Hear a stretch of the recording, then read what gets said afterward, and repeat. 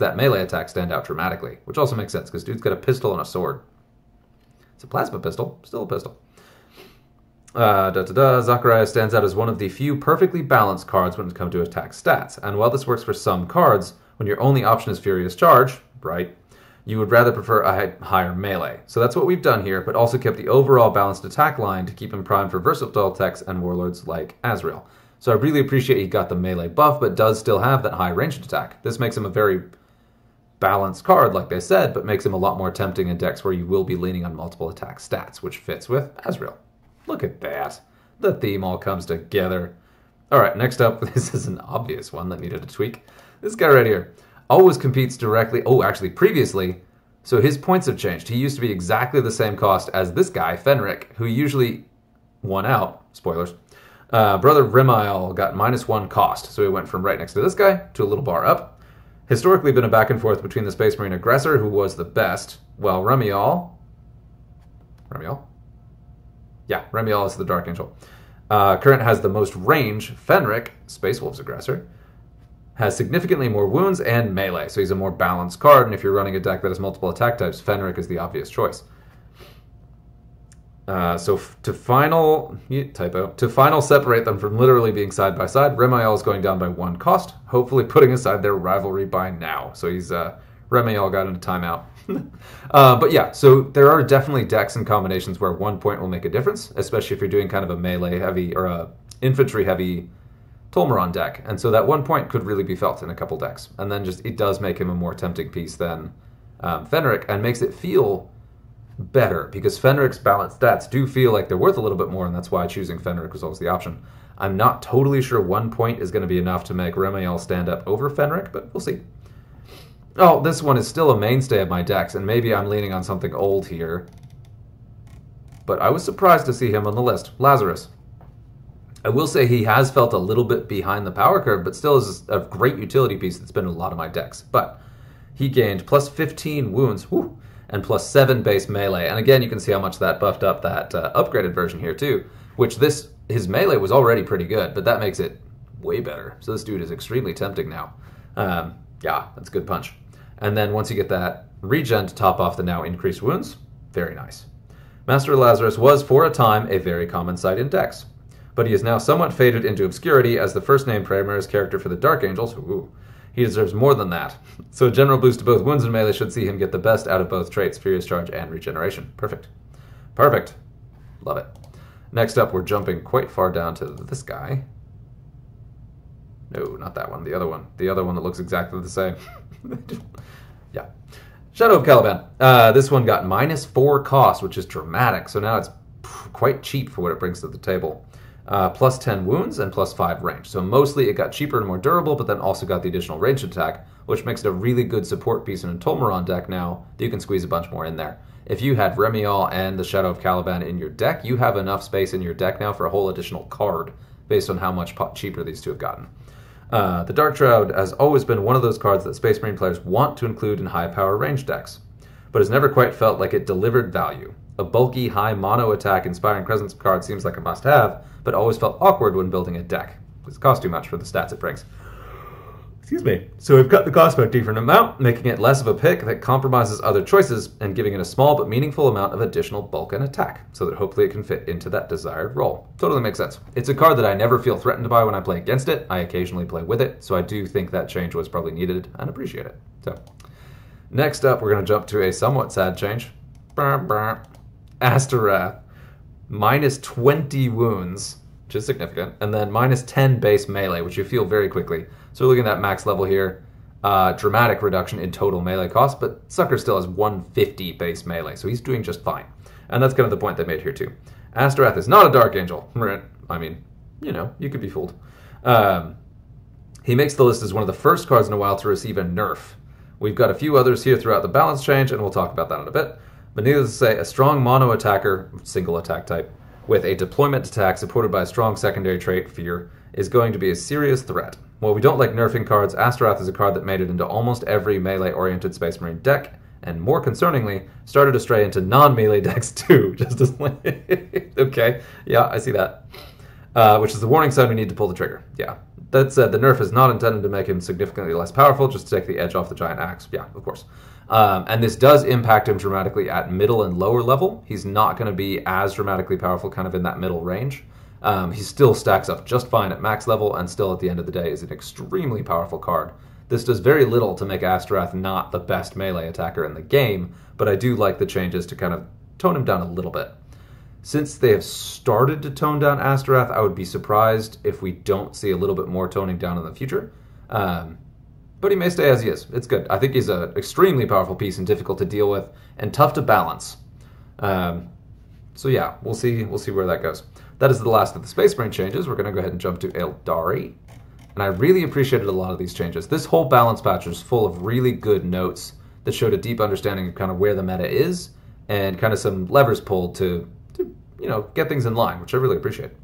I literally just did a deck building guide where I recommended this as being a really strong card for starting players because it's got really good health for the cost, which is very rare in the Eldari. So seeing this guy get buffed is really nice. So first off the bat, it changes the level 5 upgrade from melee to wounds, so higher overall toughness, and the level 13 upgrade from melee to range, and then +5 base range and +5 base melee. So like a dramatic upgrade to both toughness and shooting, which are the two things that Eldari use the most from this guy. So awesome. And you can see that hit points are great. Ranged attack is actually pretty significant right now. Kiarna was another old staple for Eldari decks that have fallen out of play. Had one of the older styles of upgrades where its secondary attack type got upgrades even when it realistically was an attack that never made much of impact to the card. We want every upgrade to feel like a meaningful improvement, so both of its melee upgrades are being changed to wounds or range. And as such, melee gets a base bump, fair enough, to get a close and a bonus range bump to give it a bit more punch. I love this. This is now a stellar card in most of your Eldari decks. For the durability and the cost, it has a nice ranged attack, and as long as the melee attack is over 5, so you can take out those pesky Akaran cards, it still is a reasonable melee that's not a waste. So I appreciate that. This is a great addition. This is a card that was recently talked about somewhere, and I don't remember where. It might have been in a Shinto Bean post about how the mighty have fallen and about how this was once the go-to card in Eldari and since it's kind of fallen behind. But similar changes on this one, basically the same. So level 7 upgrade was changed from melee to range. And then -2 costs are now cheaper, very nice. Plus 25 wounds, woo. Plus 10 range and -4 melee. So you'll notice this doesn't even have a melee attack anymore, which on the tabletop it does, but not really. And it makes sense that the card in Warhammer Combat Cards would lose that. So this totally makes sense. It is now useless in an Avatar deck, but if you were running this in an Avatar deck before, that was probably a bigger problem. Another old classic that has fallen out of favor, Segalin is getting a minor rework and a significant boost. We're changing the Warwalker to a mono attack, boom, removing its base melee and melee upgrade. I have actually gotten kills. Sorry, this is the little editor's note here. I've always thought if it tried to kick, it would probably fall over. I have gotten melee kills with a Warwalker on the tabletop. I shouldn't have, but I did. But anyway, and therefore putting the emphasis on all-out range. Perfect. On top of that, a cost reduction and an increase to range and wounds should see this become a real contender again for Eldari range decks. So that's awesome. Good to see this. Eldari don't need help in the ranged card territory, but it's nice to see more viable options in your competitive decks, and this is definitely a strong piece. This is now a contender for my Lilith decks because of that cost to hit points plus the ranged ready is really good. So there's that. This next change I'm very, very excited about, and we'll see this immediately. Yvraine. She got plus 10 base wounds and plus 15 base psychic. So her psychic attack is really strong now, base, which is awesome, because 32 was way too expensive for what she brought to the table. And poor Yvraine has always felt a bit underwhelming for the significant character she's supposed to be. She also fills an important role as the only psychic Inspiring Presence card. Sure, and I think only Eldari and Chaos have that at all. Should make her an auto pick in psychic decks, which she usually is not. Until now, her stats have let her down. Yeah, a small increase in wounds helps maximize her trait, and a massive increase in psychic should see her much more comfortably fit where she needs to be and deliver good results. If you have any kind of Psychic Rakarth deck, she should be in it now, in the season. She is phenomenal now, incredibly powerful, and also very good now in Eldrad decks, where before she definitely lagged behind on the damage scale. And a side note on that, just generally, Eldrad is dramatically more powerful now than he has been, because most of the cheaper Psychic cards also saw a bump in their base Psychic damage and removed the requirement that they have to have other Psychers on the board to gain the extra power. So their base Psychic damage is better on top of the buff that Eldrad gives and on top of the buff Duvrain. This is a really good time for Eldari Psychers, which I appreciate. I love playing Eldrad. He's a really powerful warlord, but can seem to be held back by bad matchups throughout the ladder. So excited to play around with that. Love it. And then we have a Gut Punch. Old Sathbuin Surefire, this utter monster of a card. Minus 15 base range. Womp womp. The next of the cards to receive a nerf. Should be no surprise. True. It also fits into the same category of a strong mono attack card with an attack on deploy and a strong secondary trait in the precision shot, which is the secondary trait. When paired with the Eldari playstyle, yeah. As such, the range attack is coming down a bit to remove the unelement of that alpha strike threat, but again, not to the point of making it obsolete, just to take the edge off that devastating first turn. Totally understand. And this card was always way too hard of a puncher for the cost. Not way too hard, but like a very obvious pick at this price range for that. Ranged attack still is. Absolutely is still one of the best range cards in the game, and certainly one of the best range cards in Eldari, and I will still be running it all over the place. But I appreciate that change because it was a little overpowered. So, yeah, I get it. I get it. And that's the last of the Eldari ones. I'm excited about those changes. I'm very excited about Yvraine, because she's a character I was wanted to run. This is a Crimson Hunter Exarch whose name I only know because he's in all of my decks. So, yeah. Yeah, that's the direction I like to see that go. All right, Necrons. This is a cool one, too. Necron's got a bunch of little tweaks that I really appreciate, because there are things that I've constantly skipped over in Necrons for a long time. Top one of them being this guy right here. Tireless Scourge. Another older card that has been gathering dust in the Crypt Vault, true. A buff to its only attack stat should help it out and give it a reason to be reanimated. Ah, the jokes. Good job, guys. So base, he got +5 to base range, which because all of the upgrades are to range damage, you can see that being a pretty significant buff and a really big buff for a 7-cost card. So this sucker now is much more intimidating with that cost. Yeah, so certainly worth taking another look at. You get some Inspiring Presence, a little Outflank in there, a little Ulthakar, and that's a pretty strong piece. We'll see if it makes it into my decks. Next up, yeah, this one did not make sense. So we're looking at this destroyer right here. Why does nobody take that destroyer? Because we got this one, and it's just better in every way except being more expensive. So this guy got +10 wounds and +4 range. So base tougher and more aggressive on the shot. The biggest reason I don't use this one is because I only have Berserk rank 2, because this one's newer enough that I haven't leveled it up to the point to keep up with the other one. This will certainly help make it more competitive of a piece, though. That base ranged attack increase, and then also the extra toughness is great.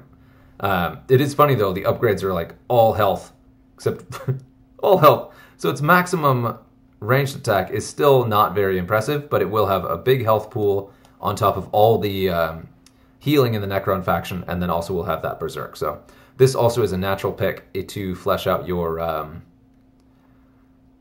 Manifest Nightmare decks, because he's the mono ranged attacker and could be a really strong piece to put in there. So what do they say here? The most recent addition to the Destroyers, but its stats at release were a bit underwhelming, and honestly they still are, but it does have Berserk to kind of edge that up. A good bump to its stats should help keep it up with the more established Destroyer cards already out there. And to me, I think the biggest challenge there is just level. It is newer, so it can't compete with something that already has that trait rank 3. Yeah, and this is only a couple points more, pretty much always justifiable, especially because it does have the base melee, which goes up with Berserk. But yeah, especially in Manifest Nightmare decks, having a melee attack is actually a bit of a detriment because it makes the card die faster. So this guy is now a much more appealing pick in that category. Next up is one I don't know that it necessarily needed a buff, but you know what? And it's funny that I guess these two are the same cost. Yeah, okay, 18 and... yeah, 18. Okay, so it is funny they're out of order. This one, I always really like it because it's a big chunking piece to put in with Medicae. It was one of my first rank 3 Medicaes in Necrons, but it is true that its stats are a little bit underwhelming. So this one just got -2 cost. Very nice. Okay, I see why I was confused about where it was. With Navgran the Eternal, another Medicae card, seeing a big surge in use with his drop in points, seemed only fair to do the same for the other Medicae card in the same ballpark. There was easy room to drop the points of the spider here, so it made sense to do it. So no change to the stats, still has fairly underwhelming stats. Still good in an Ulthakar deck where you get the flat buff to stats. Still okay in a Nemesis or Zendrek deck because you can have the percent increase to the stats. But you bring this thing just to hold down a lane and be a Medicaid, not to actually do any damage. So, yeah, it's a thing. Tau, this is where things get spicy. First nerf on the board, first change on the board is this guy is now 2 points. -1 cost to make him 2 points. Minus 15 wounds, so you get a lot squishier. Still has that outflank though, and that all of its abilities are melee debuff, which is awesome because you drop this on the board, fills up a lane, and then you just shoot the way you normally would, and this guy automatically applies the debuff as the defensive benefit against ranged return or melee attacking return fire. That's awesome. I love it. With 2 points being the new lowest cost with the introduction of the Neuraloid to the Tyranids, it made sense that the Tau, with their large amount of cheap support cards, should get one too. And this drone is the first to receive that honor. I also really appreciate that it's not a taunt drone, but of course that would be ridiculous. So this is a reason to take this over some of the other drones when you only have a couple points left in your deck and you need to throw something else in there. So that's good. I think that we'll see some play. Next up is somebody who needed the love. Oh my goodness, you needed the love, buddy. This is one of the worst cards in the game, called pound for pound, just in terms of points to what it brings. And it got +8 base ranged, which you can immediately feel. That is actually a respectable range value at this point, which it did not have up to now. Good job, Jissel. You're back.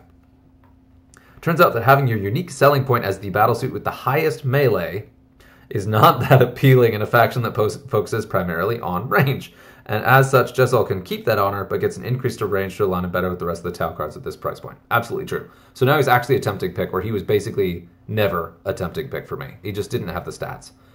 This makes him much more powerful in an Enva deck, because he does continue to be a decently priced point with a bunch of hit points, who also does have a melee attack already. So much more tempting for melee Tau. Don't try it. Don't try it. Yeah. Next up, this is another one that surprised me, because I didn't expect this guy to need a buff. This one here, wow, okay, I hadn't actually looked at the new base stats on that thing. He's 30 points, though, so it makes sense. Okay, the Tau Sept Razor Shark, yeah. +9 cost, okay, so that's why, so I'm used to seeing this guy at the 21 point range, yeah. +50 wounds, woo, and +25 base range. So you see this thing come in hot. This is one of the single biggest, most dramatic buffs in the entire rollout, but it did come with a dramatic price increase too. So this allows you to make very aggressive, much leaner Tau decks than we have up to now, because a lot of things have started at the bottom. You throw Long Strike, you throw the Barrage tank in there, suddenly you have no points for anything expensive, so you just fill it with the cheap stuff. So this guy is a really tempting piece to kind of make more varied deck builds, so I really appreciate this change. Always felt a bit strange to have a flyer at the low price point of 21, particularly compared to the other flyers that Tau have to choose from, right there. Given his low play rate, it seems that players were having the same feeling. So with a bit of a rework, the Razor Shark goes up to a cost of 30, still the cheapest of the flyers, but gets a good chunk of additional wounds and a serious increase in range attack to make up for it. So now looking at the other things right around that, next over is this guy right here, 79. Yeah, so dramatically lower ranged attack at around the same level, and also has lower hit points, but does have the melee attack as well. So, and then next up is about on par, but it's close. I think the range attack is still higher on the Razor Shark, so it now is the highest damage output card in that price range by a good bit. Let's see this guy around the same level. Yeah, even that guy doesn't touch it, although he does have Inspiring Presence, so iffy, but, you know, love it. So you can run a very reasonable 30-point spread Tau deck now, where you really haven't been able to do that before, so I really appreciate to see that. We got another nerf. Unsurprising, Long Strike. Yeah, nerfed. Here's my base 107 damage at level 6. And that's before the Inspiring Presence. Yeah, you're fine. It's no surprise that when nerfs are being handed out to big mono attack cards, that Long Strike gets in the sights. And this is a thing too. When I was looking at the nerf to the Crimson Hunter, one of my first thoughts was like, okay, what about Tau? And then boom, here it is. It's no surprise that when nerfs are being handed out to big mono attack cards, that Long Strike gets in the sights. That said, Long Strike has not been touched since he received a secondary trait of Inspiring Presence, which makes him real scary. It's no surprise that his already massive attack stat, boosted by Inspiring Presence, makes him incredibly devastating, and also in that same category of making it into every deck. Yeah. As such, taking his range stat down a peg should help here, although again, by no means blunt his massive damage output. Minus 15 is less than 8% of his total ranged attack. So his nerf was a nerf, but a very small one. And it actually is brings him still ahead of where he was before he gained Inspiring Presence, right? Because base Inspiring Presence is plus 20%, you lose base 8%, and it still is a pretty significant buff over what he was before. So he's still very strong. Next up, we're going to jump to Servants. This is a pretty wild update. Side comment here. One thing I really enjoy about Warhammer combat cards is that there are dramatic balance tweaks every month, which is fun. And it goes to visit the whole picture theme of the entire game and balance all across all the factions, and also just old cards get some love again. And that's something you don't see very often, and I really like that. So, starting off with New Tricks, a desperately needed buff. Where are you? There you go. Now 6 points. Look at that. Minus 2 cost. And plus 5 base melee, so she actually has... It's cute. Okay, yeah. 24, sure. Remidia has always struggled to compete with Synesthesia Minced, who's the 4-point, for that cheap Medicaid slot, and at exactly double the cost at 8, it's obvious why. Taking a point tanks down to 6 makes a much more compelling choice, and with a buff to melee, now a very valid choice for Canoness decks, since a free attack from Minced always felt like a waste. It's also a good thematic choice too, because they're sisters. Sisters of Battle. Yes, so I really, really like that. I like where they're going with that. I still think Minced is going to be the first pick, because that's not a particularly impressive melee attack. Not particularly impressive melee attack. Better than Minced, but not by much. Most of the time, the reason the cost is prohibitive on this one is you wanted both Minced and her. But yeah, she'll certainly see more play at that point, especially if people have a higher level of her than Minced. It is a dramatically higher attack stat and hit points than Minced has, so, you know, that's good. But I still would expect to see both more often than her over Minced. So, yeah, anyway. I appreciate that. These guys also needed a buff. You may notice they're one of my only outstanding level ups. They are not, actually. Yeah, I guess not. Okay, so plus 5 wounds and plus 10 ranged. A nice bump to both of their stats. And the Little Twins have always found it hard to get a place in decks other than for the novelty factor. A big bump in range, yeah, gives them a real threat potential for their cost, and now is much more at home with builds like Ranged Yark. And while I agree with that, 10 is a real tough price point. It's too high to be in the budget option, where Servants have some really, really good cards, and it's too low to really compete with some of the more expensive stuff. And the stat improvement is good, but I don't see this guy fitting into more of my decks. We'll see how the price points work out, but if I'm looking at the 10 range, I'm usually looking at how to squeeze both of these guys into a deck, rather than I'm looking to fit something of one sub-100 hit point card. It's going to fill things up. It is a decent peg that this would go well in a Yarick deck, but better than the Endless Mooks? We'll see. But still, it's a small buff to make them... It's actually a pretty significant buff to a small card to kind of give them more play. I still don't see them coming up very much. Not because there's anything wrong with them, but just because they don't offer enough to stand out. And that, I think, is still the case. Sorry, guys. I'm a big old meanie. Okay, next up is a brand new card. I was surprised to see this one on the list. This guy right here. Actually, whoa, okay. Got plus 5 wounds, plus 15 base range, and plus 5 melee. So buffs for this guy across the board. And rolling in at 26 cost? That's pretty darn good. If you're doing like a medium mid-range range deck, that range stat is no joke. That is really good with the hit points and then also an okay melee stat for 26 points. That's good. The Flying Custodians landed recently in combat cards, although admittedly landed flat and without much grace. Brutal. Sorry, buddy. Certainly not one suitable for a Guardian of the Golden Throne. So he gets a meaningful all-around buff to make him feel more like an ultimate fighting force of the Custodians. And I appreciate that. That's a really good buff. Here's the thing, though, that happens both with him and also with the other card, is that most of the time, when you're building a Servants deck of any kind, you start with the expensive stuff, and then fill with the cheap stuff. So anything between 30 and 10 points is a little bit of a no man's land where it's not where you're pulling from unless you're looking for very specific utility cards, like your Kulexis for the Psychic Blast, like your Vindicare for the really hard-hitting target acquired, like Hicks over here for the really hard-hitting melee Big Game Hunter. A lot of the stuff you'll kind of skip over because you can just do better by getting a more powerful card plus some cheaper cards instead. So I do appreciate seeing some of these guys in the middle buffed. Gives you a lot more incentive to actually experiment with kind of mid-range decks where you stay in like the 30-point cost range to see what you can get out of it. So I like that, but we'll see if it makes a difference. Next up, we have another probably much needed nerf. The Living Saint herself. Minus 30 base wounds. Since she gained Endless, she has been a menace and is really hard to remove. So an incredibly powerful card. I appreciate having her in there. She's very expensive for what she brings. Her attack stats are okay. But holy cow, is she just a giant tar pit. And let's see what it said. The final of our targeted nerfs, final nerf, there we go. Celestine can be a nightmare to remove. There it is. With an impressive amount of health and Endless, and the general utility of an offensive Inspiring Presence card that sticks around, Celestine was having the same issue as the other targets of the nerf, where she'd be a gun to creep into every deck. Again, this nerf is not going to stop her from appearing regularly, and it should make her a noticeable amount easier to deal with, so I appreciate both of those. Endless has been an iconic trait choice for her, so we absolutely want to keep it in play. And I think this will be a huge help in making sure she's able to be dealt with. You'll sometimes run into her in heavy Medicaid decks and occasionally in a Greyfax deck, and then she's just a wall. It's near impossible to get through, and you kind of have to get through her because that Inspiring Presence is a constant nuisance that can really hammer you. So, yeah, I appreciate the change. I still think she's excellent, and there's no reason not to play her, so I just all around appreciate this change. Seeing changes all across the board here, so we're going to go to Chaos, and this also is a much-needed change. Oh, I got to level up. I haven't looked at these since the beginning of the new season. But anyway, jump straight to kind of the middle here to our Zangor. This dude here.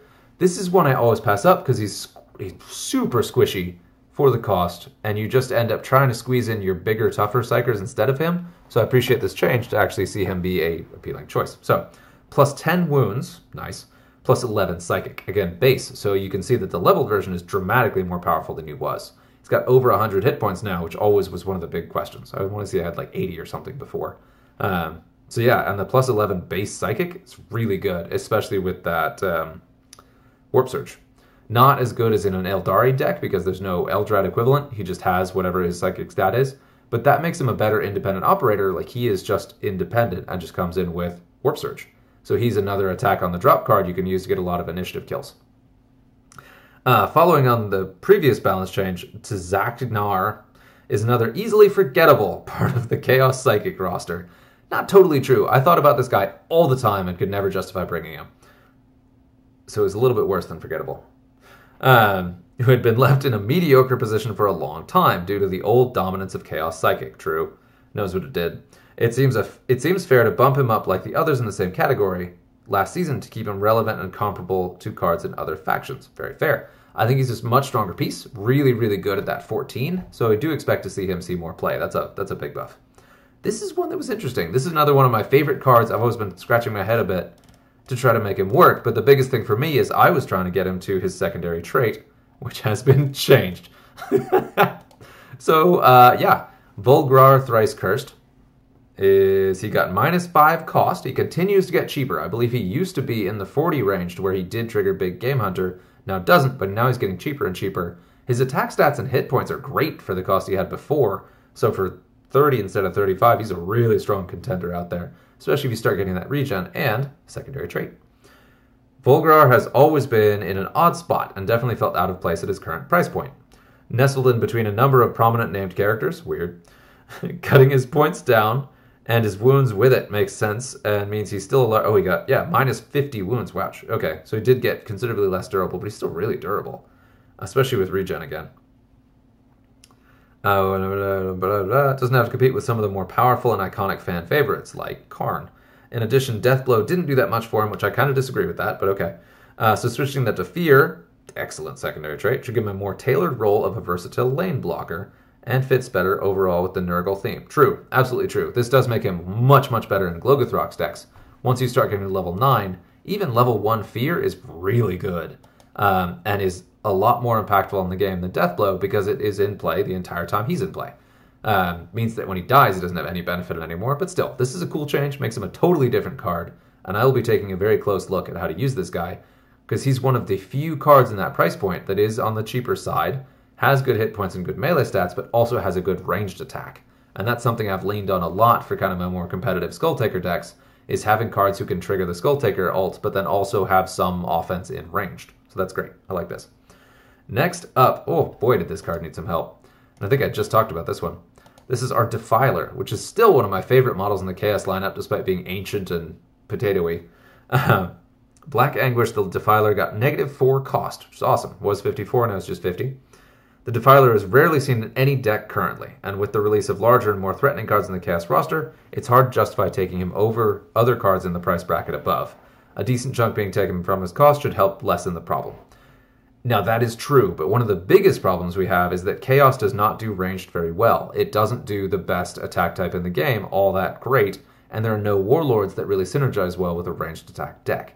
That's always been the biggest downside of the Defiler, is I just can never justify going heavy range by 50 points when mostly they want to go melee. So I am wondering if this will make any difference. It's a relatively small points decrease relative to the utility this thing brings. I don't know. I appreciate that he's being looked at, but I don't think this is going to cut the mustard. And that is the last Chaos change. Interesting, we'll see. Then jump to Orcs. And our first change here is to this guy. Gutsbang, excuse me. +5 wounds and +10 ranged. Excellent for a 12-point card. Very good. It's a big chunk of hit points. Similar to the issue with Space Marine ranged infantry, the cheaper infantry for range for Orcs struggles to get a look in. Totally true. Not helped by the fact that Gutsbang has underwhelming stats. A decent boost to DACA and a handful more wounds should make him a more tempting pick. True. However, again, the kind of decks you would build in Orcs, it's hard to justify even a 12-point ranged card when you mostly go either much harder hitting ranged or melee. So I think this will see play. He's particularly good slotted into Snickrot decks as kind of a filler piece, but we'll see. And he does have Barrage, which makes him particularly good in Snickrot decks. And then this was another one. So this is one that immediately dropped off my roster. Not because I necessarily disagreed with the change, but exactly like they say here. Used to have shields, lost shields for anti-infantry. There's still a place for that. But, so he got +10 wounds, +5 range, and +5 melee. So a big buff to hit points and attack stats. Because his hit points were very low because he had shields. And his attack stats were low because he had shields. He is also, I believe, more expensive now. I want to say he used to be 12, but I could be wrong about that. One of the original cards and recently changed to anti-infantry from shields, perhaps unfairly, his stats weren't given an adjustment, given his change in role from a defensive card to a damaging one. So he's got some help to both attack stats and a bit more bulk to compensate for losing those shields. Now he's a very tempting piece. That's a good chunk of hit points and a very good base melee, and that base melee will always be good, but that does a great job with the anti-infantry, which will then make him much more dangerous to kind of squishier or even some of the bigger cards that are infantry. Look at some of the most powerful Space Marine cards, and they are infantry. So this is a really nice counter to those. Will slot nicely into a Mozrog deck as a nice 14-point filler with good hit points to benefit from the healing.